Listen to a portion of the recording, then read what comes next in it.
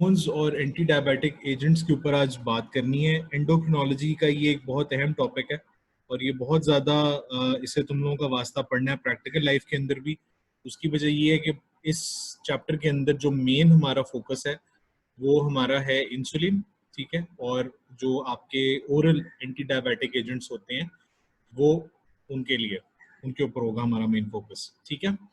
Starting of with this chapter, इस पे थोड़ी सी बात कर लेते हैं, डायबिटीज होती क्या है।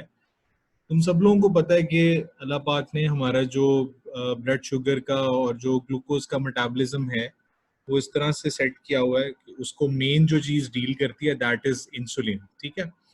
आपके पैनक्रियास के अंदर आइलेट्स ऑफ लैंगरहैंस होते हैं, ठीक है। आइलेट्स ऑफ लैंगरहैंस के अंदर स्पेसिफिक सेल्स होते हैं स्पेशलाइज्ड, ठीक है। एक उसमें अल्फा सेल्स होते हैं, बीटा सेल्स होते हैं। आपका जो इंसुलिन प्रोडक्शन होती है that is basically the task of your beta cells, ठीक है। बीटा सेल्स आपके इंसुलिन रिलीज करते हैं। ये इंसुलिन जो होती है आपका जितना भी आपका ग्लूकोज का या ब्लड शुगर लेवल मेटाबॉलिज्म है सारा का सारा वो इंसुलिन जो है वो मैनेज करती है इन द लॉन्ग रन, ठीक हो गया। अगर ड्यू टू सर्टन रीजन जो है ये बीटा सेल्स जो हैं वो खराब हो जाएं या with the passage of time, with the passage of age जो है ये चीज़ जो है वो नंबर में कम हो जाती है, अपना फंक्शन ये प्रॉपरली फॉलो ना कर सकें, तो उससे फिर बंदा जो होता है वो टुवर्ड्स डायबिटीज मूव करता है, ठीक है। डायबिटीज की सबको पता है कि दो टाइप्स हैं, शुरू से पढ़ते आ रहे हो। एक टाइप 1 है और एक टाइप 2 है। टाइप 1 जो होती है उसको हम अर्ली ऑनसेट का नाम भी देते हैं, ठीक है, या कुछ लोग इसको इनिशियली पहले जुवेनाइल डायबिटीज भी कहा करते थे, जो कि अब काफी हद तक जो है एक मिसनोमर बन गया हुआ है, ठीक है। प्रॉब्लम क्या होता है टाइप 1 और टाइप 2 में स्पेसिफिकली? टाइप 1 जो है इसको तुम लोग इस तरह से याद रखो कि टाइप 1 या इंसुलिन डिपेंडेंट डायबिटीज, ठीक है, कि इसमें आपने इंसुलिन लगानी ही लगानी है। बिकॉज टाइप 1 के अंदर याद रखिएगा इंसुलिन आपके पास है ही नहीं, ना थोड़ी है, ना ज्यादा है, ना अच्छी है, ना बुरी है। आपके पास इंसुलिन के रिजर्व्स हैं ही नहीं। क्यों? क्योंकि आपके बीटा सेल्स जो हैं वो डिस्ट्रॉय हो गए हैं due to any autoimmune process, या बाय बर्थ जो है वो ये प्रॉब्लम जो है वो उनको आ रहा है। अच्छा, अगर तुम लोग इसकी थोड़ी सी सिम्टोमेटोलॉजी देख लो तो ये चीज याद रखना कि टाइप 1 जो है उसके अंदर इंसुलिन सिरे से ही नहीं बन रही, ठीक है। एक ये बात। दूसरी बात ये, मैं किसी बच्चे के मुंह से ये ना सुनूं कि टाइप 1 डायबिटीज जो है वो अर्ली ऑनसेट डायबिटीज होती है या जुवेनाइल डायबिटीज होती है, ठीक है। आपके पास जो सिनारियोज होते हैं उसमें 30 साल के एज के लोग भी आते हैं इस टाइप 1 डायबिटीज के साथ। अब 30 साल जो है वो कोई छोटे बच्चों वाली काकों वाली उम्र तो नहीं होती ना, ठीक है। उसमें बंदा ठीक ठाक रीजनेबल होता है, तो उसके अंदर भी आपको टाइप 1 डायबिटीज जो है वो देखने को मिलती है, ठीक है। इसके अगर नाम अगर याद करने ही हैं तो इसको इंसुलिन डिपेंडेंट याद कर लें, ठीक है। और वो आपकी डायबिटीज इसके अंदर इंसुलिन बिल्कुल भी नहीं बन रही। अब सिम्टम, अब इसके सिम्टम जो आते हैं ज्यादातर आपको, उसमें क्या क्या चीज हो सकती है? नंबर एक, उसके अंदर बहुत ज्यादा स्ट्रॉन्ग थर्स्ट, ठीक है। स्ट्रॉन्ग थर्स्ट के अलावा there is a constant feeling of hunger, ठीक है। और जो तीसरी सबसे अहम चीज होती है दैट्स फ्रीक्वेंट यूरिनेशन। तुम लोग शुरू दिन से पढ़ते आ रहे हो पॉलीडिप्सिया, पॉलीफेजिया, पॉलीयूरिया, ठीक है। पॉलीडिप्सिया जो है वो प्यास का ज्यादा लगना, पॉलीफेजिया भूख का ज्यादा लगना, और पॉलीयूरिया पेशाब का ज्यादा आना, ठीक है। और एक इसमें बड़ा टिपिकल सा हम एक सिम्टम कहते होते हैं कि जी मरीज को यूरिनेशन की फ्रीक्वेंसी इतनी ज्यादा होती है कि वो रात को उठकर उसकी नींद खुल जाती है, उसको पेशाब करने के लिए जाना पड़ता है, ठीक है। बाकी जो ये तीन आपके जो सिम्टम्स इसमें लिखे हुए हैं, एब्डोमिनल पेन हो गई, डायबिटिक फुट हो गया, वीकनेस होगी, विजुअल इम्पेयरमेंट होगी, ये with the passage of time और मोस्ट इम्पॉर्टेंटली अनकंट्रोल्ड डायबिटीज जो है उसके कॉम्प्लिकेशंस या आगे चलकर उसके जो इश्यूज बन जाते हैं वो फिर इन सिम्टम्स की शक्ल में आपके सामने आते हैं, ठीक है। This is type 1। कोई बंदा मुझे बता दे टाइप 1 डायबिटीज का कोई पेशेंट फेमस सेलिब्रिटीज में से कोई बता दो। ओपन क्वेश्चन है, ओपन फोरम है।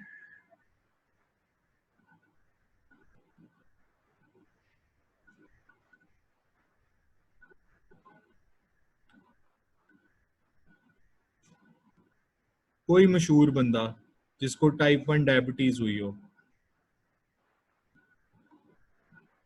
कोई मशहूर बंदा।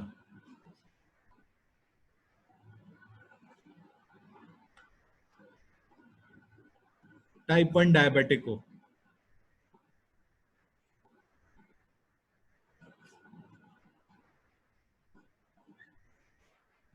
कोई तो जवाब दो, कमेंट्स में लिख दो, अगर मुझे नहीं ओपनली बताना सबको।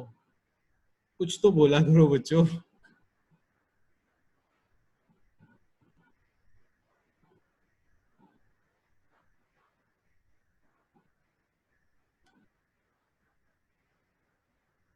गूगल ही कर लो, गूगल करके बताओ टाइप जी 1 सर। डायबिटिक्स।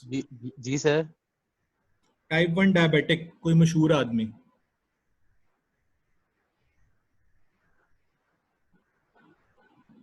नहीं। नहीं सर। नहीं सर। फवाद खान, रिमशा खालिद ने कहा फवाद खान। फवाद खान बिल्कुल, उसको टाइप 1 डायबिटीज है। और निक जोनस। कौन? Nick Jonas? Yes sir.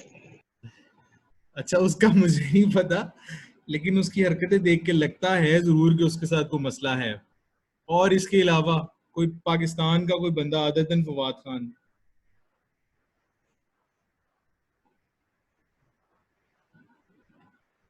यार इतना बड़ा वो नाम है। वसीम अकरम का किसी को नहीं पता?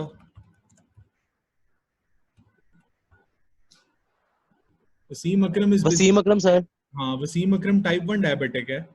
और वो टाइप 1 डायबिटीज के साथ इतने मैच उसने खेले, इतनी जिंदगी उसने गुजारी। आजकल भी वो जो है ये किसी बहुत बड़ी कंपनी का वो ब्रांड एम्बेसडर है। जो भी उनकी एंटी डायबिटिक लाइन आती है या ये ग्लूकोमीटर आते हैं, ये एक्यूचेक जो है ना कंपनी, इसका ग्लूकोमीटर लेने जाओ, उसके डब्बे के ऊपर अक्सर वसीम भाई की पिक्चर बनी होती है। Coming to type 2 now. वैसे तुम लोगों की ना यार जनरल नॉलेज में देख रहा हूँ बहुत ही कमजोर है। तुम लोग काम की चीजें नहीं सर पढ़ते सिर्फ हो तो किताबों पे ध्यान देते हैं। मुझे। Coming to type 2 diabetes. Type 2 diabetes जो है, this is non insulin dependent diabetes. इसके अंदर आपको इंसुलिन की जरूरत इनिशियल स्टेजेस के ऊपर नहीं पड़ती, या फिर अगर आपका ग्लाइसेमिक कंट्रोल जो है वो अच्छा हो, तगड़ा हो, तब भी आपको इंसुलिन की जरूरत नहीं पड़ती। आप इनिशियल स्टेजेस में अपनी डाइट मॉडिफिकेशन से, एक्सरसाइज के थ्रू इस चीज़ को आप इम्प्रूव कर सकते हो, इस चीज़ को कंट्रोल में रख सकते हो। उसके बाद फिर आप मूव करते हो टुवर्ड्स ओरल हाइपोग्लाइसीमिक्स, ठीक है। और उससे फिर आप जो है वो, अगर तब भी कंट्रोल ना हो तो फिर अगली स्टेजेस पर जाकर इंसुलिन जो होती है वो स्टार्ट की जाती है। ठीक हो गया। लेट ऑनसेट डायबिटीज इसका नाम हरगिज नहीं है, ठीक है। और टाइप 2 के अंदर भी याद रखना कि सिम्टम्स वही होंगे आपके, पॉलीडिप्सिया, पॉलीफेजिया, पोरीयूरिया। ये देखो, स्ट्रॉन्ग थर्स्ट है, कांस्टेंट फीलिंग ऑफ हंगर, ठीक है, और आपके फ्रीक्वेंट यूरिनेशन भी इस बीमारी के अंदर आती है। लेकिन टाइप 1 में और टाइप 2 में जो मेन फर्क है ना, वो ये है कि टाइप 2 के अंदर the pancreas do not produce enough insulin, और इंसुलिन इज नॉट प्रोसेस्ड, ठीक है। या तो वो इंसुलिन जो है बन जो रही है दैट इज नॉट सफिशिएंट, या फिर अगर वो बन रही है तो उसका काम जो है वो पूरी तरह से नहीं हो रहा, ठीक है। इंसुलिन के बहुत ज़्यादा एक्शंस होते हैं, आपका पोटेशियम लेवल्स को भी जो है वो इफेक्ट करती है। सेल के अंदर जो इफेक्टिव मूवमेंट ऑफ ग्लूकोज है उसको भी इफेक्ट करती है। तो सिर्फ इसका काम जो है वो ब्लड शुगर लेवल को महज उसी को कंट्रोल करना नहीं होता, ठीक है।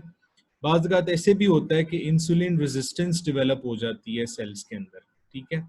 स्केलेटल मसल सेल्स और आपके जो लिवर के जो हिपेटोसाइट्स होते हैं, ये आपके बहुत बड़े रिजर्व्स होते हैं ग्लूकोज के, ठीक है।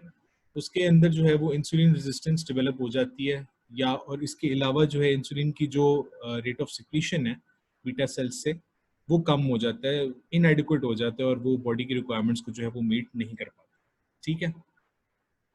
इनकी अब जब हम मेडिकेशन की बात करेंगे तो याद रखना, टाइप 1 डायबिटीज का अगर सिनारियो आएगा तो उसमें इंसुलिन के अलावा और कोई भी चीज आपके मरीज को ठीक नहीं करने वाली, ठीक है।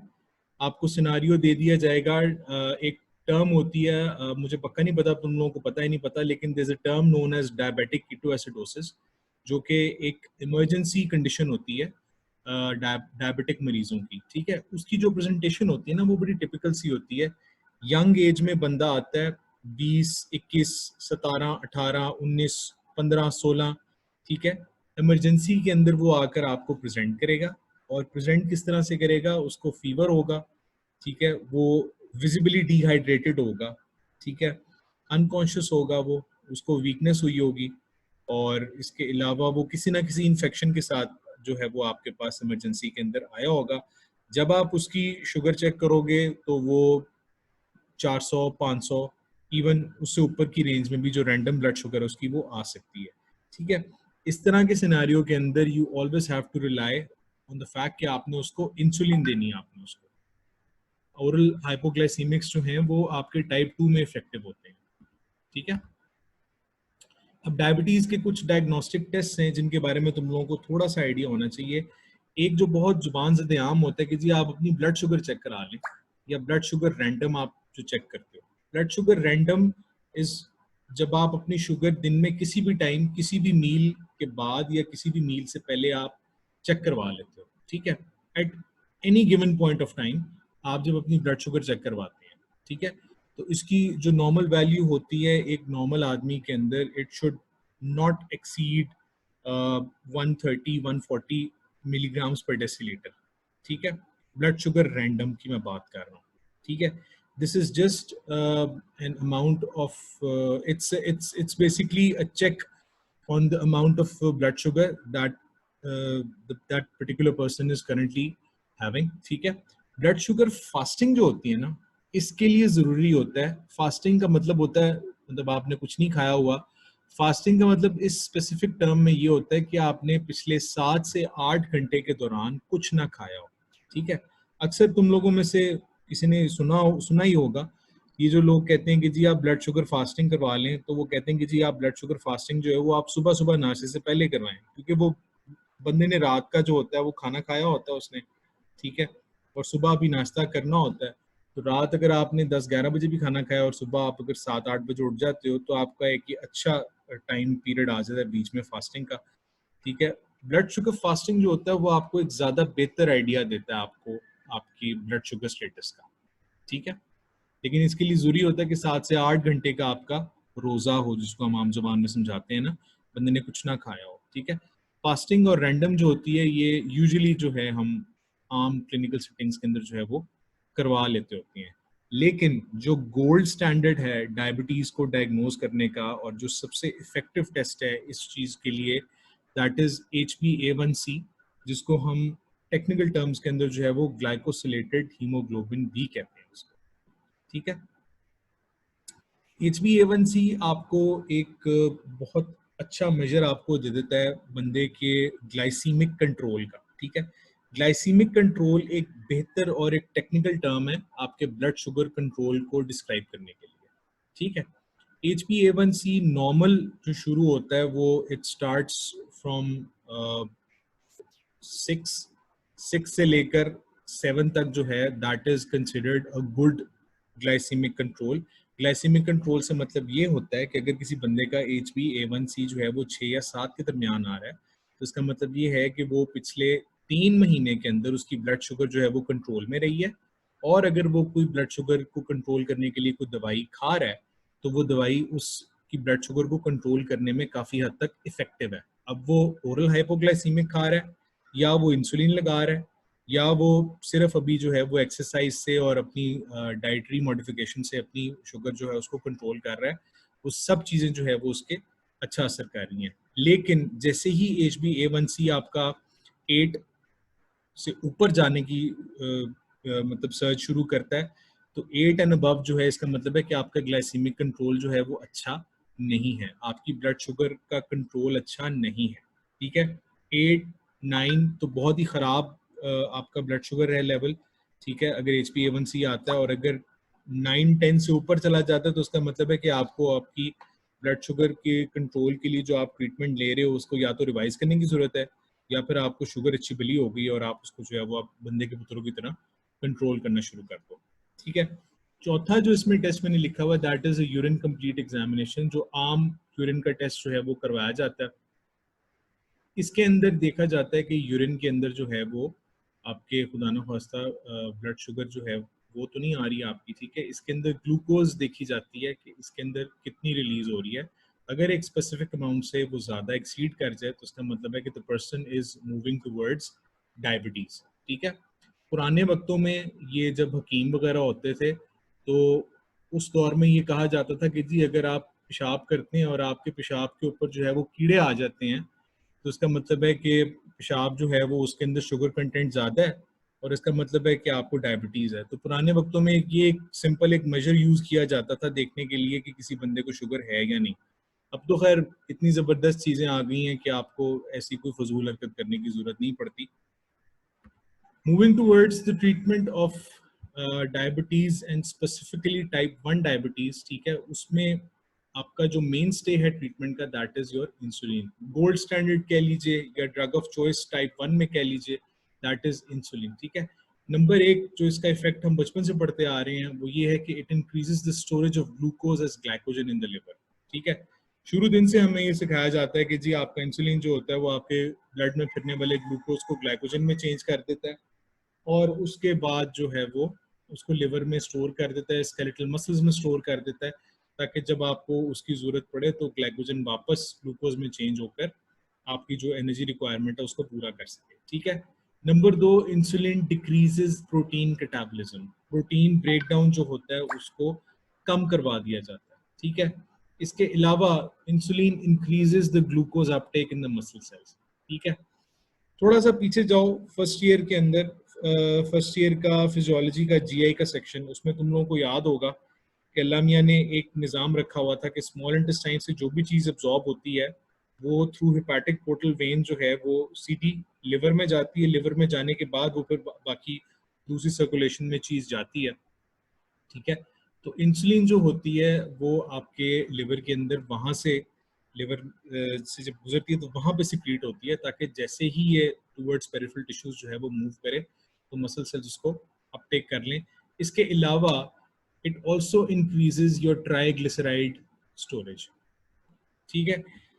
एक चीज़ और जो मैं पीछे इस डायबिटीज़ के डायग्नोस्टिक टेस्ट में डालना चाहूँगा वो है कि आपका जो सीरम आपका जो लिवर प्रोफाइल होता है उसमें एक चीज़ मैंने बताई थी तुम लोगों को, ट्राइग्लिसराइड्स, ठीक है। ट्राइग्लिसराइड्स प्रोलॉन्ग्ड अगर आपकी डायबिटीज़ चल रही है और अनकंट्रोल्ड जा रही है तो उसके अंदर भी आपके जो ये ट्राइग्लिसराइड लेवल होता है ये भी इंक्रीज कर जाता है डायबिटीज़ के अंदर।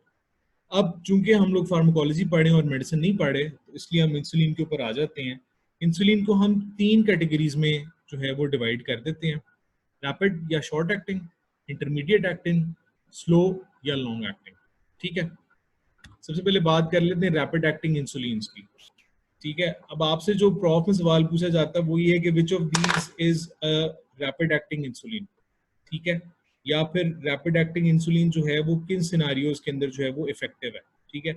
पहले तो इसकी ये प्रोटोटाइप्स याद कर लीजिए। रैपिड एक्टिंग के अंदर आपके लिस्प्रो, एस्पार्ट और ग्लूलिसिन जो होती हैं ये 3 आपके इंसुलिन होते हैं जो कि रैपिड एक्टिंग होते हैं, ठीक है। इनको जब हम पेशेंट को प्रिस्क्राइब करते हैं तो उससे कहते हैं कि आप खाने से फौरन पहले जो अपना इंसुलिन का शॉट है वो लगा लीजिए, ठीक है। और ये ज़्यादा यूज़फुल होते हैं कुछ लोगों को कंटिन्यूस अगर इन्फ्यूजन डिवाइसेस होती हैं सबकुटेनियस जो हम इंसुलिन लगाते हैं उसमें ज़्यादातर जो है वो उसको दिया जाता है। लेकिन इसका जो मेन यूज़ है that is emergency treatment of uncomplicated diabetic ketoacidosis, ठीक है। कीटोएसिडोसिस के ऊपर भी मैं तफसील से बात ज़रूर करूँगा बिकॉज आई फील कि कीटोएसिडोसिस तुम लोगों को पता होना चाहिए थोड़ा सा। रैपिड एक्टिंग के नाम से पता लग रहा है जल्दी इसका एक्शन आता है, ठीक है। इसीलिए इसको जो है वो सबकुटेनियस जो हम डिवाइसेस लगाते हैं या जो इंजेक्शन की फॉर्म में हम देते हैं उसमें भी अक्सर लोग जो है वो इसको इस्तेमाल करते हैं। अगर आप लोगों में से किसी को इत्तेफाक हुआ हो ये जो बनी हुई है यहाँ पर ये डायग्राम में ये इंसुलिन ये वाली देखने की, ठीक है, दिस इज बेसिकली लिस्प्रो, ठीक है। और ये जो है वो हम as a rapid acting insulin जो है इसको देते हैं, ये ज़्यादातर इमरजेंसीज के अंदर इस्तेमाल होती है। फिर आ जाती हैं आपकी शॉर्ट एक्टिंग इंसुलिन जिसको हम आम जुबान में रेगुलर इंसुलिन भी जो है कहते होते हैं, और ये बहुत तेज़ी से आपका जो ब्लड शुगर लेवल है उसको नीचे लेकर आती है, इसीलिए इसको हम इंट्रावीनसली देते होते हैं, ठीक है। अगर घर में किसी ने इस्तेमाल करनी है, बहुत सारे लोग जो हैं वो घरों में यूज़ करते हैं, इनकी वायल्स यूज़ करते हैं, ठीक है, तो उसमें भी हम ये दे देते हैं, लेकिन उस पर हम सबकट ये देते होते हैं या सबकुटेनियसली देते होते हैं और थोड़ी कम मिकदार में देते हैं।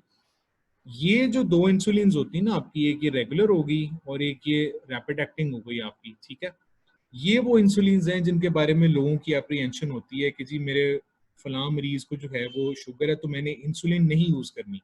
क्यों नहीं यूज करनी? वो जी इसलिए नहीं यूज करनी कि इंसुलिन लगाएंगे तो शुगर एकदम नीचे चली जाएगी। पुराने वक्तों में जब इंसुलिन नई नई शुरू हुई थी बननी, तब ये इंसुलिन जो होती थी ना, ये रैपिड एक्टिंग और शॉर्ट एक्टिंग, ये चूंकि फ्रीली अवेलेबल होती थी और लोगों को इतना इनके बारे में आइडिया नहीं होता था, स्पेसिफिकली जो आपके जनरल प्रैक्टिशनर्स हैं, जीपीज हैं, तो वो ये प्रिस्क्राइब कर देते होते थे आपको। तो उससे क्या होता था कि मरीज जो होते थे ये लगाते थे तो इससे वाकई शुगर एकदम नीचे चली जाती थी। और फिर हाइपोग्लाइसीमिया होता था। हाइपोग्लाइसीमिया में तुम लोगों को पता है कि कन्फ्यूजन होती है और बंदा जो है वो ड्राउजी हो जाता है, बेहोश हो जाता है। So this use to think कि शायद इंसुलिन लगाने से हमें फायदे की बजाय नुकसान हो रहा है। इसलिए तुम लोगों के घर में भी अगर कोई ऐसा बंदा है जो इंसुलिन को सिर्फ इसलिए अवॉइड कर रहा है कि इससे शुगर एकदम नीचे चली जाती है या इसके यूनिट कम लगाता है कि शुगर एकदम नीचे चली जाती है, तो प्लीज उसको ये बात जाके समझाएं और उसको देखें कि वो कौन सी इंसुलिन जो है वो इस्तेमाल कर रहा है। इसको जो है, इसका जो शॉर्ट एक्टिंग इंसुलिन होती हैं, ठीक है, इनका ड्यूरेशन ऑफ एक्शन जो होता है ये कंपैरेटिवली, ड्यूरेशन तो नहीं, इनका जो एक्शन होता है वो थोड़ा स्लो होता है compare to your rapid acting वाली, बिकॉज ये तो लगते साथ ही अपना असर दिखाना शुरू कर देती हैं। इनको हम यूजुअली खाने से 1 घंटा पहले कहते हैं कि जी आप इसको लगा लें। और इसका ये भी एज होता है कि आप इसको इंटरमीडिएट और लॉन्ग एक्टिंग जो इंसुलिन होती हैं उनके साथ आप इसको मिक्स करके भी आप दे सकते हो। तीसरी जो आपकी टाइप आ गई है that is your intermediate acting insulin, ठीक है। इंटरमीडिएट एक्टिंग इंसुलिन या एनपीएच जो होती है, एनपीएच का नाम याद कर लो, NPH is neutral protamine Hagedorn insulin, ठीक है। ये कॉम्बिनेशन होता है बेसिकली रेगुलर का और प्रोटामीन का, ठीक है। इसका फायदा ये होता है कि ये ब्लड में जब चली जाती है तो ये फौरन से पहले अपना असर नहीं दिखाती, इसका एक्शन थोड़ा सा डिलेड होता है। और यही इसका एक ये फायदा होता है कि ये इसका बॉडी के अंदर जो है ये ज्यादा देर तक रहती है और ज्यादा देर तक आपको एक इफेक्टिव कंट्रोल जो है वो प्रोवाइड करती है। ह्यूमिलिन एन या एनपीएच जो होती है वो मैंने पर्सनली स्पीकिंग मैंने बहुत कम लोगों को इसको सिंगल यही इंसुलिन जो है वो यूज करते देखा है। ये अमूमन अमूमन कॉम्बिनेशन के साथ जो है वो देते होते हैं इसको। रेगुलर के साथ ये बहुत ज़्यादा दी जाती है। हॉस्पिटल्स के अंदर जो पेशेंट्स एडमिटेड होते हैं उनके अंदर ये इंसुलिन जो है वो रेगुलर इंसुलिन के साथ जो है वो अक्सर दी जाती है। फिर आती हैं लॉन्ग एक्टिंग इंसुलिन, ठीक है। These are relatively newer as compare to your rapid और इंटरमीडिएट एक्टिंग। इसमें जो दो मशहूर तरीन टाइप्स हैं, एक इसमें ग्लार्जीन आती है जी और एक इसमें डेटामीर आती है, ठीक है। ग्लार्जीन और detemir they are long acting insulin. इनका फायदा ये होता है कि ये ब्लड के अंदर काफ़ी देर तक रहती हैं, ठीक है।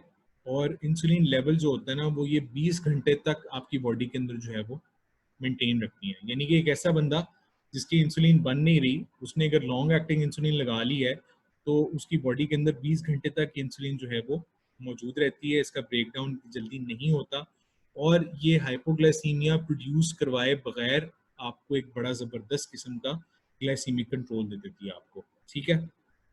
यही वजह है कि अब लोग जो हैं वो कॉम्बिनेशंस की तरफ जो है वो मूव कर रहे हैं, ठीक है। ये जो इंसुलिन है ना, ह्यूमिलिन 70-30 या 30-70 या मिक्सडार्ट 30, ठीक है, या ये पेन जो लोग इस्तेमाल करते हैं इस तरह का, I am very much sure कि तुम लोगों में से किसी ना किसी के रिश्तेदार के ये दो इंसुलिन जो हैं वो डेफिनेटली लग रही होंगी, ह्यूमिलिन 70-30। 70-30 का सीन क्या होता है कि 70-30 इज बेसिकली अ कॉम्बिनेशन, ठीक है। और ये इसके अंदर आपके ह्यूमन इंसुलिन जो होती है वो भी, और इसके अलावा जो आर्टिफिशियली सिंथेसाइज की जाती है राइबोसोमल डीएनए से, वो भी यूज़ होती है। और इसका फ़ायदा ये होता है कि ये आपको, चूंकि इट्स अ कॉम्बिनेशन, तो आपको ये रैपिड वाला भी थोड़ा सा असर देती है, आपको रैपिड एक्टिंग इंसुलिन का भी, और ये थोड़ा सा आपको लॉन्ग एक्टिंग इंसुलिन का भी आपको जो है वो ये इफेक्ट आपको अच्छा देती है। बहुत सारे लोग जो है इस टाइम पर ये कॉम्बिनेशन जो है वो यूज कर रहे हैं इसका, and this is very effective. 1 से 2 दिनों के अंदर ही आपका ब्लड शुगर जो है वो बहुत अच्छा आपका जो है वो कंट्रोल करना शुरू कर देती है। अब अगर बात करें इनके एक्शंस की, और अगर इनकी जो एफिकेसी है उसकी बात करें, और इनके जो ड्यूरेशन ऑफ एक्शन है उसकी बात करें, तो ये एक कर्व, एक ग्राफ है ये, ठीक है। वाई एक्सिस के ऊपर आपका ग्लूकोज इन्फ्यूजन रेट है, यानी कि आप ग्लूकोज की अमाउंट जो है वो वाई एक्सिस में जैसे जैसे ऊपर जाते जा रहे हो वो बढ़ती जा रही है, ठीक है। 1 मिलीग्राम, 2 मिलीग्राम पर केजी पर मिनट, 3 मिलीग्राम, मतलब इन शॉर्ट वाई एक्सिस की तरफ ऊपर जाते जाओगे तो आपकी ग्लूकोज की अमाउंट जो है वो बढ़ती चली जाएगी, ठीक है। एक्स एक्सिस के ऊपर उन्हें टाइम लिया हुआ है, और टाइम आपका आवर्स में लिया हुआ है, ठीक है।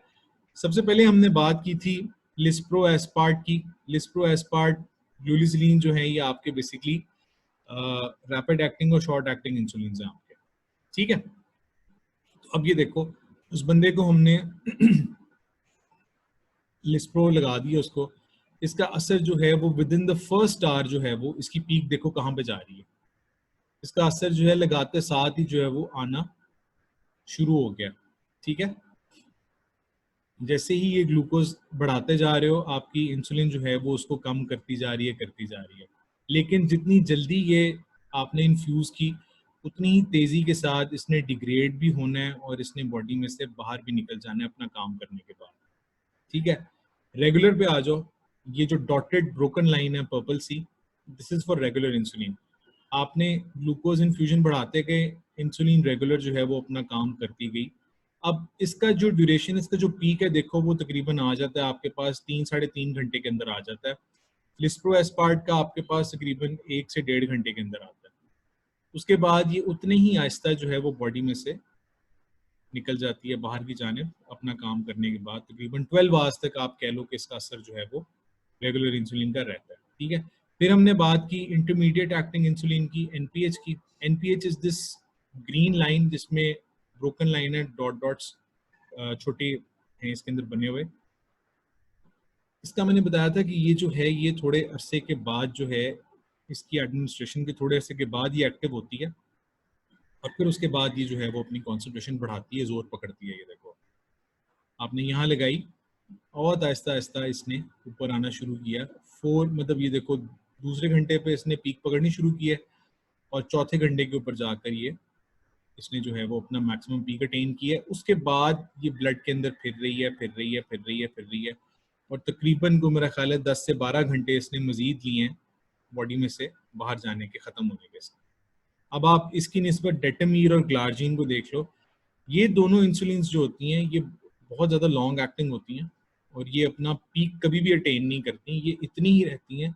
लेकिन आपको ग्लाइसेमिक कंट्रोल जो है वो बाकी सारी इंसुलिन से कंपैरेटिवली ये ज़्यादा देर के लिए आपको प्रोवाइड कर रही है। डायबिटिक्स या non insulin anti diabetic drugs के अंदर आपकी जो डिवीजन होती है, ये जो टाइप्स होती हैं वो इस तरह से होती हैं। सबसे पहले आ जाते हैं इंसुलिन सिक्रीटागॉग्स, ठीक है।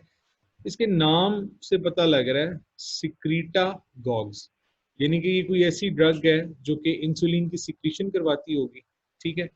इंसुलिन सिक्रीटागॉग्स जो होते हैं इनका काम क्या होता है, they stimulate the release of endogenous insulin, ठीक है, by promoting potassium channel closure.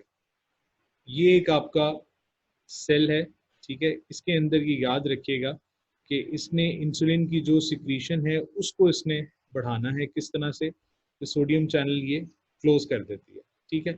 अब सोडियम चैनल का जो क्लोजर है इससे क्या होता है, पोटेशियम चैनल का जो क्लोजर है इससे क्या होता है, इससे सेल जो है वो डीपोलराइजेशन की स्टेट में चला जाता है, और जब ये सेल डीपोलराइजेशन की स्टेट में जाएगा तो इंसुलिन रिलीज होगी थ्रू एक्सोसाइटोसिस, ठीक हो गया। लिहाजा इस सेल का पोटेशियम चैनल लॉक होना या क्लोज होना बहुत ज़रूरी है इस केस के अंदर, कि सेल जो है वो डीपोलराइजेशन की स्टेट में जाए, जिससे कि आपका एंडोजेनस इंसुलिन जो है वो रिलीज हो जाए। मेरा मशवरा तुम लोगों को ये है कि ये जो तुम एंटी डायबिटिक्स पढ़ोगे ना, ओरल एंटी डायबिटिक्स, इनमें कोशिश करना कि बिल्कुल जो बेसिक बेसिक चीज़ें हैं ना वो सारी याद रखो, क्योंकि इनका डिटेल इतनी ज़्यादा नहीं पूछी जाएगी। मैकेनिज्म ऑफ एक्शन तुम लोगों को पता होना चाहिए, और प्रोटोटाइप्स का नाम पता होना चाहिए तुम लोगों को। कल अगर तुम लोगों को कोई सवाल ये पूछ लेता है कि जी what is the mechanism of action of a secretagogue, तो सिक्रीटागॉग ने आपके पोटेशियम चैनल जो होता है उसको ब्लॉक करवाना होता है, और पोटेशियम चैनल जो आपके बीटा सेल में लगा होता है पैनक्रियाज के अंदर, जब वो ब्लॉक होता है तो उससे इंसुलिन का सिक्रीशन होता है थ्रू एक्सोसाइटोसिस। ठीक है, अब ये जो सिक्रीटागॉग्स होते हैं, दे याद रखिएगा कि दे आर नॉट इफेक्टिव उन मरीजों के अंदर जिनके अंदर पैनक्रियाटिक बी सेल्स ठीक चल रहे होते हैं, sorry who lack functional pancreatic B beta cells, यानी कि जिनके अंदर बीटा सेल्स का कोई इशू होता है, या तो बीटा सेल्स डेड हो चुके होते हैं या फिर जेनेटिकली वो होते ही नहीं है, इसीलिए आप सिक्रीटागॉग्स उनके अंदर जो है वो नहीं दे सकते, बिकॉज इसने जाकर एक्ट ही बीटा सेल्स के ऊपर करना है। ये आपके प्रोटोटाइप्स आते हैं जिसमें सल्फोनाइल यूरियाज के नाम से इनको बहुत कॉमनली लोग जानते हैं। ठीक है, इसके अलावा ग्लिमिप्राइड आ जाती है, this is also a prototype. Glimepiride is the second generation of secretagogues. First generation को हम यूजुअली सल्फोनाइल यूरिया का नाम देते हैं। याद रखिएगा कि इसका ऑनसेट ऑफ एक्शन जो होता है वो बहुत तेज होता है, और ये गोली खा लेने के बाद विद इन 15 to 30 मिनट्स जो है वो अपना असर ये जो है दिखाना शुरू कर देती है, इसलिए उसको खाने से पहले इस्तेमाल किया जाता है। आप लोगों में से अगर किसी के घर में कोई डायबिटीज़ के मरीज़ हैं, या अगर आपने डायबिटीज़ के मरीज़ किसी से मुलाकात हुई हो, तो उनमें से अक्सर जो होते हैं ये एमरल बहुत ज़्यादा इस्तेमाल करते हैं। एमरल is basically a glimepiride, it's a sulfonyl urea. This is going to act by depolarizing the pancreatic beta cell, potassium channel की ब्लॉकेज करवाएगा और इंसुलिन की सिक्रीशन करवाएगा। गेट्रिल एक बड़ी मशहूर दवाई है, ये शायद तुम लोगों में से किसी ने नाम सुना हो इसका। ये दोनों ग्लिमिप्राइड्स हैं, ये दोनों सल्फोनाइल यूरिया या इंसुलिन सिक्रीटागॉग्स हैं। जहां तक इनकी टॉक्सिसिटी का ताल्लुक है, अगर कोई बंदा जरूरत से ज्यादा एमरल या ग्लिमिप्राइड खा लेता है तो उसको हाइपोग्लाइसीमिया सबसे पहली चीज होगी। ठीक है, because this is naturally going to act on your blood sugar, और ब्लड शुगर डिक्रीज करने के बड़ा बेहतरीन तरीके से ये काम आती है। लेकिन साथ ही साथ इसका प्रॉब्लम है, और वो प्रॉब्लम ये है कि this is going to cause weight gain.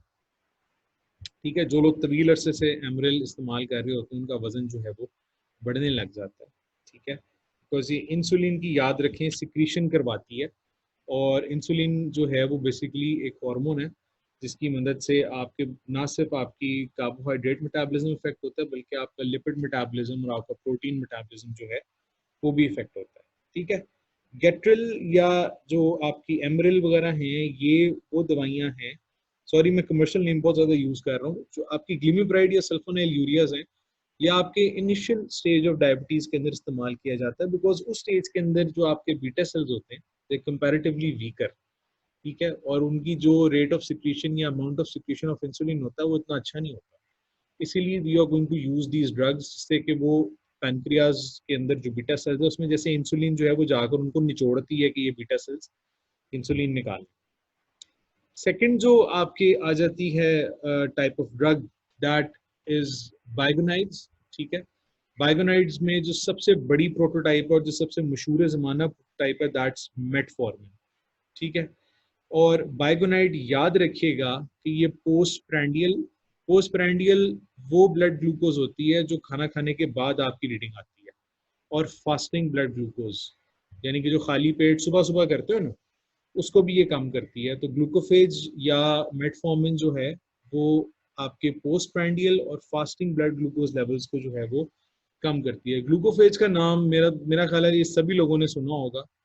ठीक है, Glucophage is a very commonly use drug, and this is basically metformin. और मेटफॉर्मिन जो होती है ये आपके पोस्ट प्रैंडियल और फास्टिंग ब्लड ग्लूकोज लेवल्स को जो है वो इफेक्ट करती है। ठीक है, sorry I had to go back. Basically ये काम किस तरह करती है, it inhibits hepatic and renal gluconeogenesis.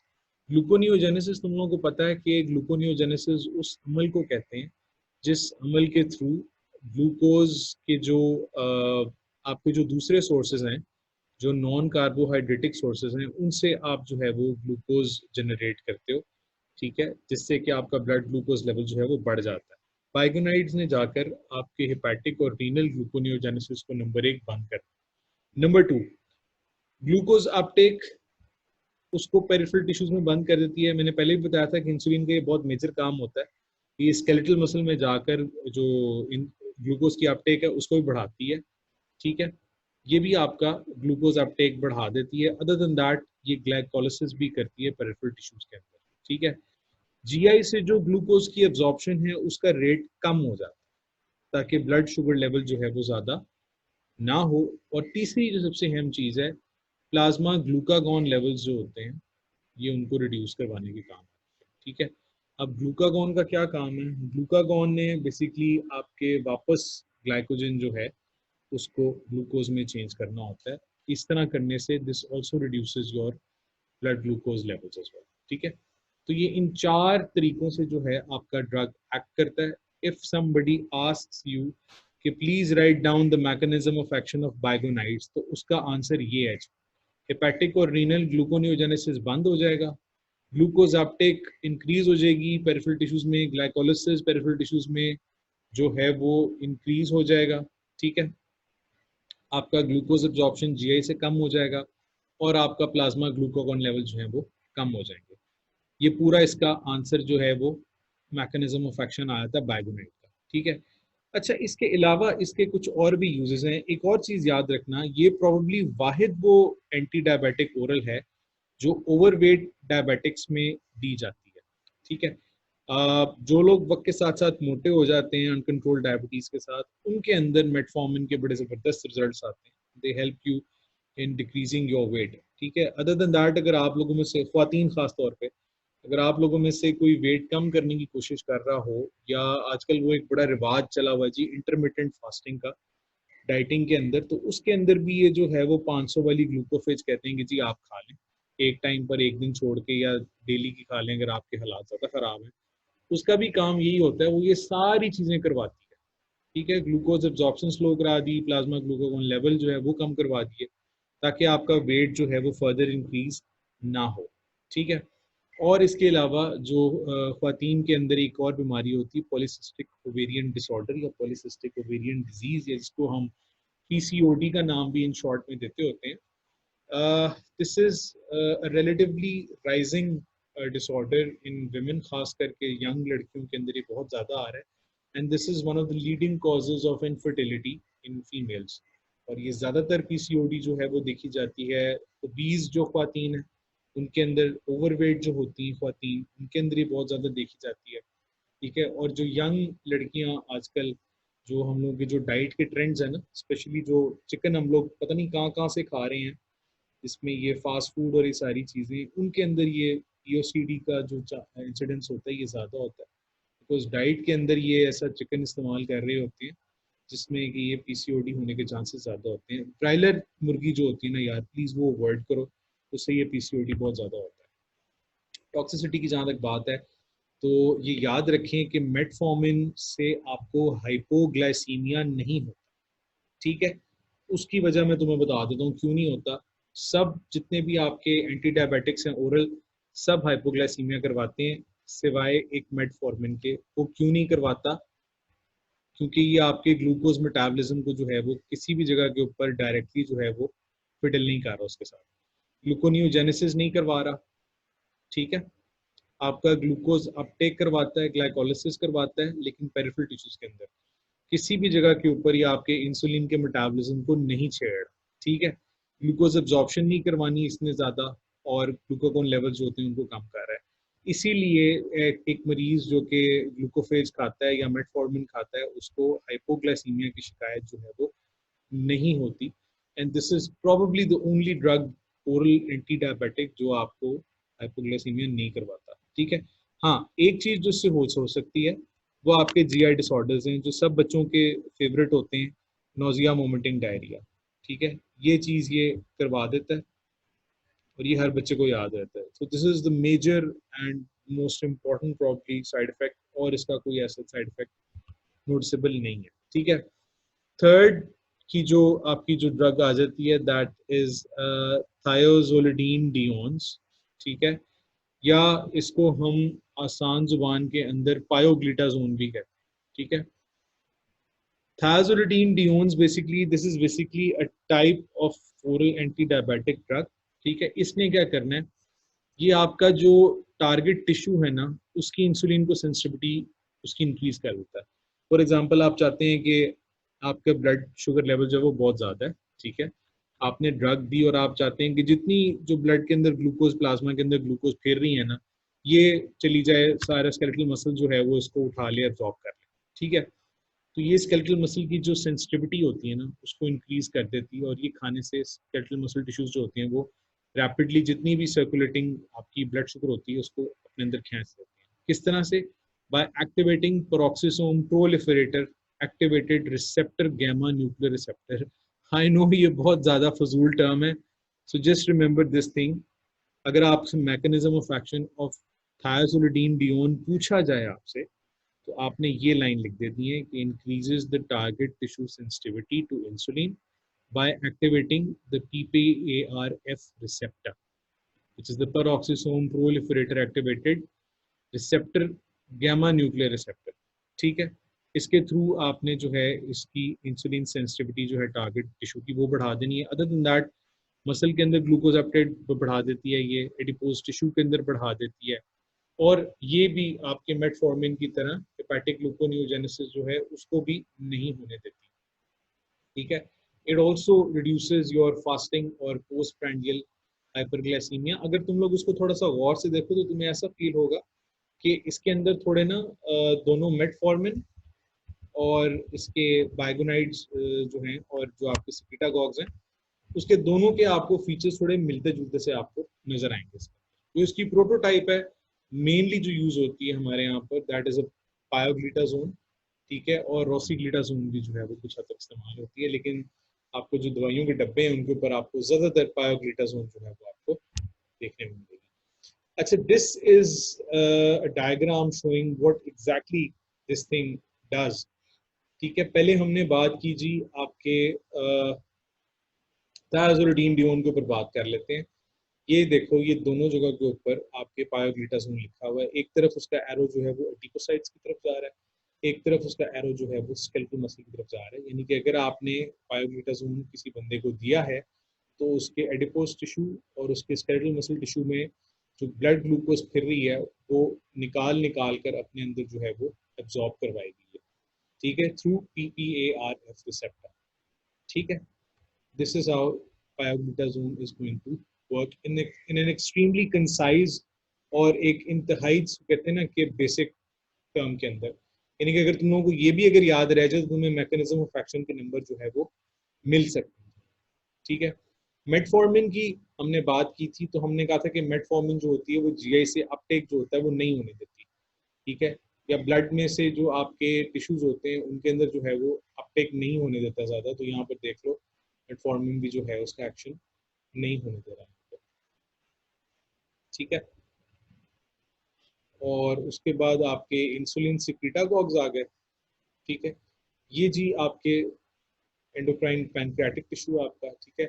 सिक्रेटागॉग्स ने इंसुलिन, ये जो यहाँ से एरो निकल रहा है ये वाला ब्रोकन एरो, इस इंसुलिन की सिक्रीशन जो होनी है वो बढ़ानी है एंडोक्राइन पैनक्रियास के अंदर पोटेशियम चैनल की ब्लॉकेज करवा के।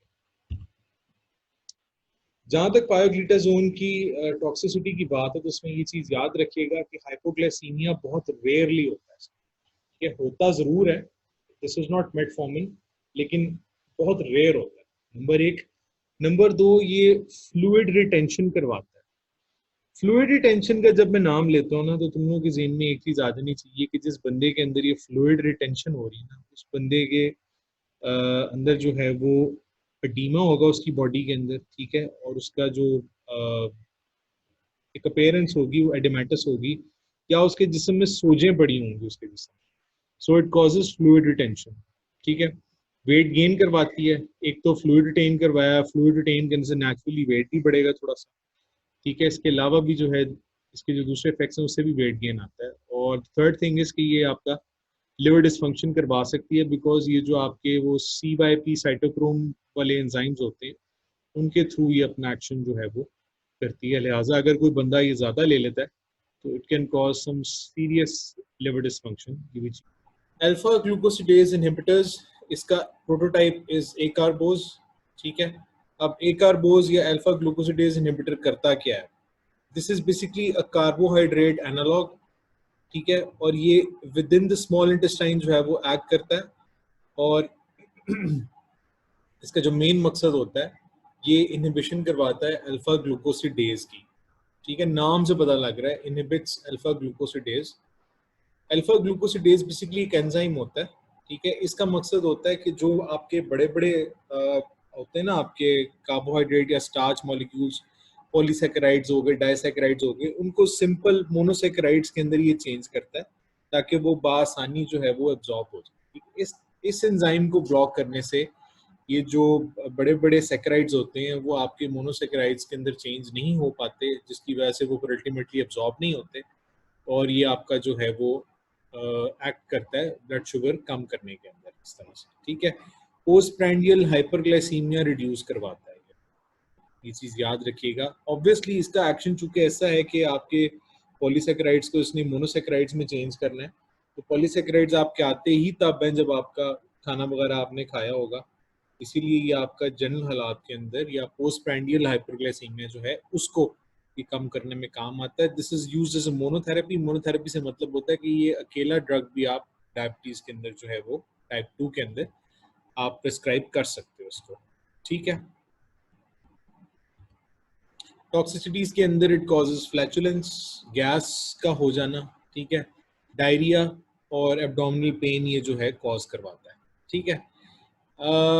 Pramlintide, this is basically an analog of amylin, ठीक है।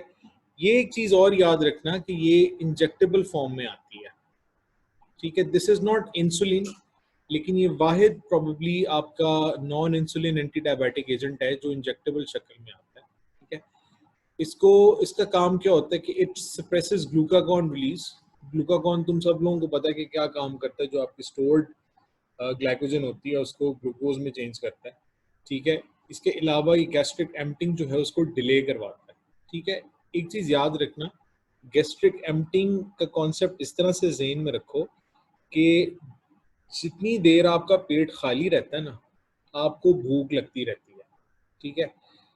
कभी तुम लोगों ने एक्सपीरियंस किया ही होगा, खाली पेट बैठे रहो तो पेट में से अजीबोगरीब आवाज़ें आती हैं और वो गुड़ गुड़ गुड़ गुड़ गुड़ से होने लग जाती है, और बस बंदे का दिल करता है कि कोई चीज़ सामने आ जाए और जो है वो मैं खा जाऊँ उस चीज़ को। तो बेसिकली अगर आपका पेट खाली होगा, जितनी देर आपका पेट खाली रहेगा उतनी ज़्यादा भूख आपको लगेगी, जितनी ज़्यादा भूख आपको लगेगी नेचुरली आप उतना ज़्यादा खाएंगे, और जितना ज़्यादा आप नेचुरली खाएंगे उतना ज़्यादा आपका ब्लड शुगर लेवल जो है वो बढ़ता चला जाएगा, ठीक है। इसीलिए दिस स्लोज गैस्ट्रिक एम्प्टिंग। एक तुम लोगों ने सर्जरी का शायद नाम सुना हो कि वो स्टमक की कोई सर्जरी करते हैं या पेरियाट्रिक सर्जरी जिसको कहते हैं, कि जिसके बाद वजन जो होता है वो कम होना शुरू हो जाता है। वो बेसिकली स्टमक का वॉल्यूम रिड्यूस हो जाता है उसके अंदर, और उसमें ये होता है कि आप जहां आप पहले 4 रोटियां खाते थे वहां आप 1 रोटी जब खाते हैं तो आपका पेट भर जाता है। जब आपका पेट भर जाता है तो आपके हाइपोथैलेमस के अंदर जो सैटिस्फैक्टरी सेंटर्स होते हैं ना जी, उनको ये फीलिंग चली जाती है कि जी अब पेट भर गया तो मजीद खाने की जरूरत जो है वो नहीं आ। उसी तरह से this slows down gastric emptying, और गैस्ट्रिक एम्प्टिंग जब कम होती है या आपका पेट खाली जरा आहिस्ता रफ्तार से होता है तो आपको भूख भी कम लगती है। साथ ही साथ it also works in the CNS to reduce appetite. In short ये आपकी भूख मारने का काम करता है और ग्लूकागॉन रिलीज जो है उसको कम करवाता है। इसके टॉक्सिसिटीज की अगर बात करें, उसके अंदर हाइपोग्लाइसीमिया और GI डिस्टर्बेंसेस आ जाती हैं इसके अंदर, ठीक है। एक्जेनेटाइड या जेनेटाइड इसको कह लो, this is very similar to pramlintide जो भी हमने पीछे पढ़ा है, ठीक है। This is basically glucagon like peptide या GLP-1 कहते हैं इसको, ठीक है। और ये इंक्रिटिन फैमिली से बिलोंग करता है। इंक्रिटिन अगर तुम लोगों को फिजियोलॉजी थोड़ी सी याद हो, इंक्रिटिन काम क्या करते थे, इंक्रिटिन they augment glucose stimulated insulin release from pancreatic beta cells, ठीक है। इंक्रिटिन का काम ये होता है कि आपका जैसे ही ब्लड शुगर लेवल आपका इंक्रीज हुआ, आपका इंसुलिन रिलीज करवानी शुरू कर देता है वो पैनक्रियाटिक बीटा सेल्स के अंदर, ठीक है। साथ ही साथ गैस्ट्रिक एम्प्टिंग जो है उसको स्लो करवाता है, ग्लूकागॉन की रिलीज को बंद करवाता है, और एक आपको फीलिंग ऑफ सेटाइटी देता है कि यू आर सेटिस्फाइड, या आपका पेट भरा हुआ है या आपकी भूख पूरी हो चुकी है आप, ठीक है। This is how exenatide is going to work. ये चीज़ याद रखिएगा कि it's a glucagon like peptide GLP-1, ठीक है। और ये इसके 4 एक्शंस होते हैं कि ग्लूकोज स्टिमुलेटेड इंसुलिन रिलीज करवाना, मतलब जितनी ग्लूकोज एंटर होगी बॉडी के अंदर उतनी ही ये इंसुलिन रिलीज करवाएगा। गैस्ट्रिक एम्प्टिंग को स्लो कराता है, ग्लूकोन सिक्रीशन को कम करवाता है, and it produces a feeling of satisfaction. This is exenatide for you guys.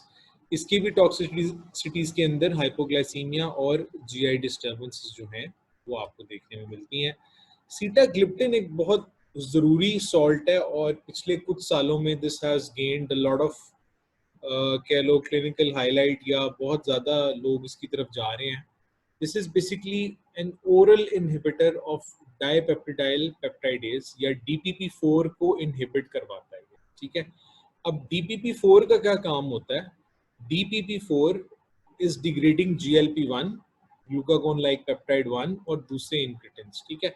अभी इंक्रेटिन्स की बात हमने पीछे की है कि इंक्रेटिन आपका इंसुलिन को स्टिमुलेट करवाते हैं, ठीक है, गैस्ट्रिक एम्प्टिंग को रिटार्ड करवाते हैं, ग्लूकोन सिक्रीशन को इफेक्ट करता है, सैटिस्फैक्शन प्रोवाइड करता है, ठीक हो गया।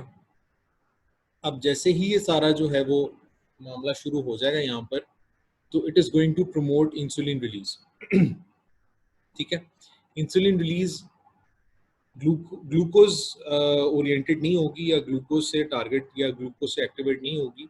It is going to promote insulin release independent of the fact कि कितनी ग्लूकोज है या नहीं है, ठीक है। ग्लूकागॉन की सिक्रीशन भी बंद करवा देगा और एनोरेक्सिक इफेक्ट आता है, यानी कि आपका जितना भी आप डाइट ले रहे होते हो वो आपके एसिमिलेशन में नहीं जाती, डाइजेशन में नहीं जाती, वो बगैर एसिमिलेट हुए बॉडी में से निकल जाती, जिसको हम एनोरेक्सिया कहते हैं। एनोरेक्सिया नर्वोसा तुम लोगों ने शायद पढ़ा हो, फिजियोलॉजी के अंदर ही एक GI के अंदर हम लोग डिसऑर्डर पढ़ते होते हैं कि जिसके अंदर बंदे को लगता है कि वो बहुत ज़्यादा खा रहा है, या अगर वो ज़्यादा खा ले तो वो उल्टी करके बाहर निकाल देता है और उसका वजन जो होता है वो बतदरीज कम होता जाता है और वो कमज़ोर होता जाता है, ठीक है। This is what sitagliptin does. आजकल ये बहुत ज़्यादा इस्तेमाल की जा रही है as an oral anti diabetic, ठीक है। टॉक्सिसिटीज़ में इसके टॉक्सिसिटीज़ थोड़े से फ़र्क है, ठीक है। एक तो हेडेक करवाएगा, नेज़ोफेरिंजाइटिस करवाएगा, अपर रेस्पिरेटरी ट्रैक इन्फेक्शन करवाएगा, ठीक है। खांसी नज़ला टाइप जो होते हैं चीज़ें ये वो करवाता है। और लास्ट जो आपकी बुक में लिखा हुआ है दैट्स कैनाग्लिफ्लोजिन, ठीक है। Canagliflozin is basically a sodium glucose transporter 2 inhibitor, ठीक है। ये SGLT2 इनहिबिशन कॉज करवाता है, जिससे अल्टीमेटली जो है वो ग्लाइकोसूरिया यानी कि आपके यूरिन के अंदर जो है वो ग्लूकोज आनी शुरू हो जाती है और इस तरह से जो है ये आपके ब्लड ग्लूकोज लेवल्स जो हैं उनको कम करवाता है, यानी कि यूरिन के थ्रू ये एक्सेसिव ग्लूकोज जो है वो निकलवा देता है, ठीक है। अब before we move on to the next topic, एक चीज मैं तुम लोगों को बताना चाह रहा हूँ। ये जितने हमने ओरल हाइपोग्लाइसीमिक्स पढ़े हैं इनमें से सबसे ज्यादा जिनके ऊपर सवाल आता है ना आपको, वो आता है एक सिक्रीटागॉग, सल्फोनाइल यूरिया, बाइगोनाइड और थायाजोलिडीन-डिओन्स के ऊपर ज्यादातर सवाल पूछा जाता है। कुछ जगहों पर एकार्बोज और जो आपका ये है सीटाग्लिप्टिन ये भी पूछा गया है। अब इनमें से क्वेश्चंस आते क्या हैं और पूछा क्या जाता है? सबसे पहली चीज जो वो आपको देगा ना इसमें से, जो आपसे पूछेगा, वो आपसे पूछेगा इसका मैकेनिज्म ऑफ एक्शन। ये 6 हम लोगों ने पढ़े हैं जो ओरल हाइपोग्लाइसीमिक्स हैं, ठीक है। सबका इन सब का मैकेनिज्म जो है वो फर्क है, ठीक है। हर एक जो है वो मुख्तलिफ तरीके से काम कर रहा है। कोई एनोरेक्सिक इफेक्ट दे रहा है, ठीक है, कोई इंक्रेटिन के तौर पे काम कर रहा है, कोई आपकी जो है वो इंसुलिन सिक्रीशन बढ़ा रहा है बीटा सेल्स में से, कोई आपकी इंसुलिन एब्जॉर्प्शन जो है वो इंक्रीज करवा रहा है। हर एक का इंडिपेंडेंट सेपरेट एक्शन है, ठीक है। आपके पास टाइप 1 डायबिटीज मेलाइटिस का केस आपके पास आ गया है, तो आपने उसके अंदर ये 2 चीज़ें आपने लाजमी करवानी है। आपने number 1, you have to educate the patient कि आपने खाना क्या है और क्या नहीं खाना। तमाम ऐसी चीज़ें जो कि एक पोटेंशियल सोर्स होती हैं कार्बोहाइड्रेट्स का, उनकी अमाउंट आप इतनी कर देते हो कि वो मरीज़ की जो ज़िंदा रहने के लिए रिक्वायरमेंट है उसको मैच कर जाए, ठीक है। आपके जितनी चीज़ें ऐसी होती हैं जो कि बनी होती हैं सुक्रोज या टेबल शुगर से जो बनी होती हैं आपके, ठीक है, वो आप तमाम बंद कर देते हैं। सिंथेटिक शुगर जो सफ़ेद वाइट जो शुगर होती है, चीनी जो हम लोग आम ज़ुबान में इस्तेमाल करते हैं, उससे बनने वाली तमाम चीज़ें वो आप बिल्कुल बंद कर देते हैं। मिठाइयाँ हो गई, ठीक है, केक, पेस्ट्री, इस तरह की चीज़ें तमाम जो होती हैं वो आप बंद कर देते हैं। इसके अलावा बिस्किट्स, बन, ये जो व्हीट वाली चीज़ होती है, बिकॉज ये भी स्टार्च होती है सारी, ये आप सारी की सारी बंद कर देते हो, ठीक है। साथ में आप उसका जो प्रोटीन की डाइट है उसको इनकरेज करते हैं, और फैट्स भी जो हैं आप डिस्करेज करते हैं कि वो बंदा जो है वो कम से कम इस्तेमाल करे, ठीक है। लेकिन जो मेन स्टे है इस बीमारी के इलाज का, दैट इज पारेंटरल इंसुलिन। याद रखिएगा, टाइप 1 डायबिटीज के अंदर ओरल हाइपोग्लाइसीमिक्स का कोई रोल नहीं है। मैं फिर कह रहा हूँ, टाइप 1 डायबिटीज के अंदर ओरल हाइपोग्लाइसीमिक्स का डायरेक्टली कोई रोल नहीं है। अगर आपके पास टाइप 1 का मरीज आए और आप एग्जाम में लिखाएं कि जी मैं इसको एकार्बोज दूंगा, मेटफॉर्मिन दूंगा, मैं इसको GPP1 इनहिबिटर दूंगा, SGL2 दूंगा मैं इसको, तो वो सिरे से गलत आंसर है उसका। टाइप 1 के अंदर insulin is the main stay. हाँ, केस टू केस वेरी करता है कि अगर आपके पास इमरजेंसी के अंदर आया तो आप नेचुरली उसको आप रैपिड एक्टिंग या शॉर्ट एक्टिंग इंसुलिन जो है वो दोगे, और अगर आप उसको डिस्चार्ज करते हो तो आप उसको जो है वो लॉन्ग एक्टिंग और इंटरमीडिएट एक्टिंग, इनका कॉम्बिनेशन जो है वो आप दे सकते हो। इट डिपेंड्स कि आपका केस है किस किस्म का। लेकिन oral hypoglycemics are not at all the treatment for type 1 diabetes. हाँ, कुछ केसेस के अंदर टाइप 1 डायबिटीज के अंदर कुछ केसेस में आप ओरल हाइपोग्लाइसीमिक्स जो है वो आप दे सकते हैं, लेकिन वो भी सिर्फ इस मकसद से कि जो इंसुलिन वो मरीज आपका लगा रहा है उसकी एफिशिएंसी जो है वो बढ़ जाए, ठीक है। जिस तरह हमने ये पीछे पढ़ा है कि कुछ ऐसी ड्रग्स होती हैं जो कि आपकी इंसुलिन की सिक्रीशन जो होती है वो बढ़ाती हैं, इंसुलिन की जो अब्जॉर्प्शन है वो बेहतर कर देती हैं। ऐसी ड्रग्स जो हैं वो दी जा सकती हैं, लेकिन ये कह देना कि ट्रीटमेंट ऑफ चॉइस है, दैट इज एब्सोल्युटली रॉन्ग। अब आ जाते हैं टाइप 2 के अंदर। टाइप 2 के अंदर भी आपके सिम्टम्स मेजर जो होंगे वो वही वाले होंगे, लेकिन आपने क्या काम करना है कि आपने उसकी एज, उसका जो दूसरी जो पैरामीटर्स हैं वो आपने देखकर आपने उसको लेबल करना है कि ये टाइप 1 है या टाइप 2 है, ठीक है। टाइप 2 के अंदर इसमें जो इलाज होता है दैट इज कंपैरेटिवली लेस, कह लो कि इन्वेसिव या less in terms of severity, because type 2 का जो मरीज होता है ना उसके pancreas with the passage of time उस एफिशिएंसी से काम करने बंद कर देते हैं जिस एफिशिएंसी से उनको करना चाहिए था। आपकी सबसे पहले जो होती है बॉडी के अंदर इंसुलिन रेजिस्टेंस डेवलप होना शुरू होती है, ठीक है। जब आपकी इंसुलिन रेजिस्टेंस डेवलप होनी शुरू हो जाती है तो आपके पैनक्रियाज जो इंसुलिन सिक्रीट कर रहे होते हैं वो थोड़े थकना शुरू हो जाते हैं, जिसकी वजह से ये होता है कि जो अमाउंट ऑफ, अल्टीमेटली एक स्टेज ऐसी आती है कि जो अमाउंट ऑफ इंसुलिन रिक्वायर्ड है वो पैनक्रियाज बनानी कम कर देते हैं, ठीक है। फिर Aahista Aahista Aahista complete beta cells जो होते हैं उनका फेलियर हो जाता है और इंसुलिन या तो बननी बिल्कुल ही बंद हो जाती है, या जो बन रही होती है उसकी क्वालिटी और क्वांटिटी इतनी नहीं होती कि आप उसको जो है वो इंडिपेंडेंटली मरीज जो है उससे गुजारा कर सकें। इसीलिए आप जब भी आपके पास टाइप 2 का पेशेंट आएगा, you always start with number 1 dietary modifications. बल्कि इसको डाइटरी मॉडिफिकेशन की बजाय लाइफस्टाइल मॉडिफिकेशन कर लो तो वो ज़्यादा बेहतर है। उसके अंदर आपका वेट रिडक्शन आ जाएगा और डाइट कंट्रोल आ जाएगा। आपको शक पड़ रहा है कि एक बंदा जो है वो डायबिटीज़ की तरफ जा रहा है, आपने उसकी ब्लड शुगर फास्टिंग करवाई है आपने उसकी, तो वो कोई तकरीबन 130 120 के करीब आती है और उसकी रैंडम जो है वो आ जाती है तकरीबन 160 170 के करीब आ जाती है, ठीक है। And the patient is comparatively young, ठीक है, थोड़ा ओबीस है, मोटा है थोड़ा सा, और 2 सीढ़ियाँ चढ़ते सांस चढ़ जाता है उसको, ठीक है। इस तरह के मरीज के अंदर आप ओरल हाइपोग्लाइसीमिक से आप स्टार्ट करवाते हो, और आप स्टार्ट हमेशा एक दवाई से करवाते हो, ठीक है। बल्कि सॉरी, उससे भी पहले आप उसका वेट रिड्यूस करवाओगे, ठीक है। वेट रिड्यूस करवाओगे, उसकी डाइट देखोगे कि वो क्या खा रहा है। अगर तो उसकी डाइट में ये शुगर वाली चीज़ें हैं ना सारी, केक, पेस्ट्री, ये बन, बिस्किट वगैरह इस किस्म की चीज़ें हैं, वो सॉफ्ट ड्रिंक्स का इस्तेमाल बहुत ज़्यादा करता है, आप सबसे पहले वो कम करवाओगे आप, ठीक है। अगर तो उससे हालात बेहतर हो जाते हैं तो ठीक है, अगर नहीं होते तो then you always start with a single drug, जिसको हम मोनोथेरेपी का नाम देते हैं, ओरल मोनोथेरेपी, जो कि अमूमन 90% ऑफ द केसेस के अंदर मेटफॉर्मिन के अंदर से जो होता है वो स्टार्ट होता है। हरफे आम है कि जी आपको किसी बंदे को अगर शुगर है तो आप उसको ग्लूकोफेज स्टार्ट करवा दें, ग्लूकोफेज 500 वाली, एक सुबह नाश्ते से पहले, एक दोपहर में या शाम में खाने से पहले आप ले लें। और किसी बंदे को कुछ आता हो ना आता हो, वो आपको ग्लूकोफेज का मशवरा जरूर देता है, ठीक है। फिर लोगों ने नाम याद किए होते हैं कि जी वो नीले पत्ते वाली गोली है सी, फिर एक वो डायनिल आती होती है सुनहरी पत्ते वाली गोली, ये बड़ी कॉमन दवाइयाँ जो होती हैं इस्तेमाल होती हैं, but you always start in this order. आप उसका लाइफस्टाइल मॉडिफिकेशन करवाओ, मसला नहीं हल होता, you start with initial drug therapy, ठीक है, जो कि अमूमन एक ड्रग के ऊपर मुहित होती है। आहिस्ता आहिस्ता होता क्या है कि आपके पैनक्रियाज जो होते हैं they tend to wear out, ठीक है, और वो इंसुलिन जो प्रोड्यूस कर रहे होते हैं उसकी क्वालिटी क्वांटिटी खराब होनी शुरू हो जाती है।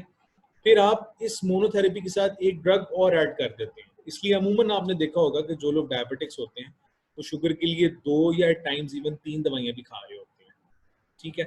अगर फिर भी उसके बावजूद भी आपका मसला जो है वो हल नहीं होता, तो फिर आप उसको इंसुलिन स्टार्ट करवा देते हैं, जो कि हमारे माशरे के अंदर एक बहुत बड़ा डिलेमा है। अगर आप किसी भी आदमी से कहें कि आप इंसुलिन शुरू कर दें तो लोग बहुत ज़्यादा रेजिस्ट करते हैं और वो समझते हैं कि शायद ये हमारा आखिरी टाइम खुदा न ख्वास्ता शुरू हो गया जो हमें इंसुलिन शुरू करवाई जा रही है, जबकि ऐसा हरगिज़ नहीं है।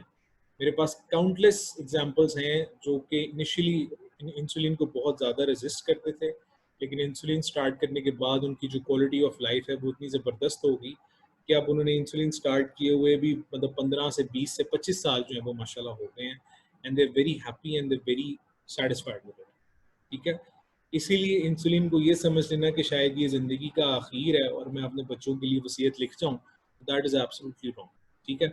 हाँ, कुछ केसेस के अंदर जो है जिनकी शुगर ज़्यादा होती है उनमें फिर हम इंसुलिन के साथ भी कुछ ओरल हाइपोग्लाइसीमिक्स भी साथ दे देते हैं, just to achieve a better glycaemic control, ठीक है।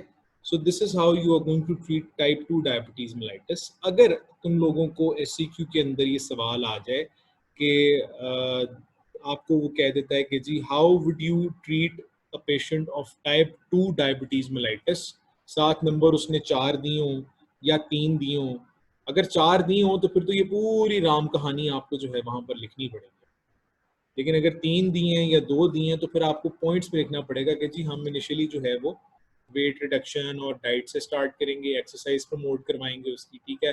फिर मोनोथेरेपी पर आएंगे हम लोग, मोनोथेरेपी के बाद हम जो है वो अगर 2 या 2 से ज़्यादा अगर हमें ग्रुप ऑफ ड्रग्स देने पड़ जाते हैं, हम एकार्बोज भी देते हैं, हम सल्फोनाइल यूरिया भी देते हैं, हम सिटाग्लिप्टिन भी देते हैं, ठीक है।